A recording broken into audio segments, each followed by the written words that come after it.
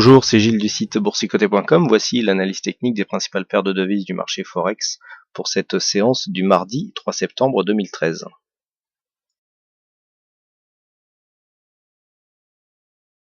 Et nous commençons cette analyse avec la paire de devises euro-dollar qui, comme attendu, continue sur son mouvement baissier. Nous avions eu un premier test ici de retracement des 38,2%. 38,2% donc appliqué sur l'intégralité de cette phase haussière. Je vous ai dit que une cassure un peu plus prononcée que la petite que nous avions là, provoquerait donc une poursuite du mouvement de consolidation. C'est maintenant chose faite. Donc les objectifs se situent ici sur les prochains retracements, à savoir sur la zone des 1,31, 1,31,07, puisque nous entrerons au franchissement de cette zone dans la zone des 50,61,8%. À noter donc la présence de cette zone de support majeur à 1,3076 qui se situe dans cette zone, qui sera donc l'objectif de consolidation suite à la cassure des 38,2%, avec une réaction probable en cas d'atteinte des cours sur cette zone. Donc on voit des cours qui évoluent bien ici sous la moyenne mobile 20 exponentielle, avec des contacts répétés sur la bande de Bollinger inférieure et donc une tendance assez marquée sur l'euro-dollar, donc toujours orientée à la baisse.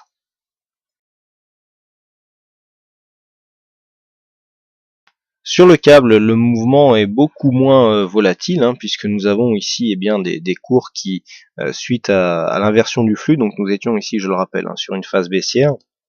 Hier, je vous indiquais un changement de flux, qui a été confirmé, puisque suite au contact ici avec cette bande de Bollinger, on est revenu donc sur la moyenne mobile 20 exponentielle, qui s'est imposé comme zone de support, avec donc inscription d'un nouveau plus haut.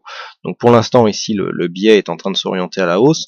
La petite baisse que nous avons connue aujourd'hui qui a ramené les cours sur cette moyenne mobile, pour l'instant ne contrarie pas la tendance, même si cette zone de point bas ici intermédiaire a été cassée, mais il semble que l'on retrouve ici une certaine dynamique, alors que les indicateurs nous indiquent toujours une possible continuité à la baisse. Donc là il va falloir surveiller, puisqu'on a quand même un plus haut qui s'inscrit, mais d'une manière très peu volatile par rapport au précédent, même si la zone ici, cette moyenne mobile a bien joué, mais une cassure ici de cette zone des 1,5520 invaliderait la continuité avec un double top ici, qui serait en train de se valider avec un objectif qui se situerait à 1,5474. Donc attention, une seconde cassure ici sur cette zone des 1,5520 pourrait nous ramener sur cette zone de support à 1,5474.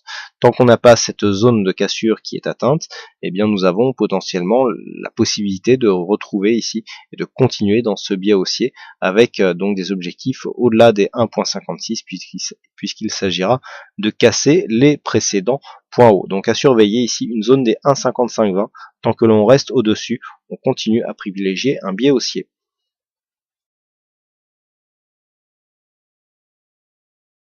Sur le dollar yen, le biais haussier a quasiment trouvé son objectif. Alors il s'agit vraiment, on est à quelques pips près. Je vous avais donné une zone, donc la zone psychologique des 100 yens pour $1, mais nous avons ici une zone horizontale qui se trouve à 99,88, qui n'a pas été touchée, puisque nous avons ici un plus haut sur cette bougie à 99,86. Donc à 2 pips près, on ne valide pas l'objectif, même si on sait que ce sont des zones et qu'il faut parfois faire preuve de pragmatisme lorsque l'on arrive ici sur des zones et que l'on voit que les cours n'arrivent pas à remonter jusque là.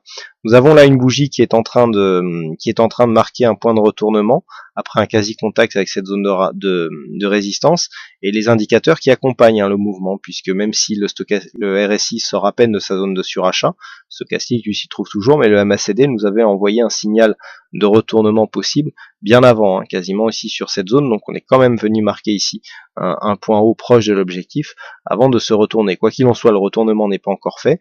Nous sommes ici sur une zone de support intermédiaire à 99,30, et c'est simplement à la cassure ici de cette zone des 99,15 que nous aurons un vrai signal de consolidation. Ou alors on trace le retracement de Fibonacci sur la tendance directe, et donc c'est, voilà, on a ici un 23,6%, ça doit être l'habitude, qui nous ramène exactement sur cette zone de point bas. Donc on confirme avec le retracement de Fibonacci que la consolidation aura lieu sur une cassure de cette zone ici des 23,6%, à savoir les 99,15 yens pour $1. Tant que l'on reste au-dessus de cette zone, on continue à privilégier un biais haussier avec des objectifs donc sur 99,88 et la zone psychologique des 100 yens pour $1. Voilà ce que nous pouvons dire donc sur cette analyse technique des principales paires de devises du marché Forex. Il ne me reste plus qu'à vous souhaiter à toutes et à tous une bonne soirée, bonne chance dans vos prochains trades et on se retrouve dès demain pour d'autres analyses techniques en vidéo. Bonsoir à tous.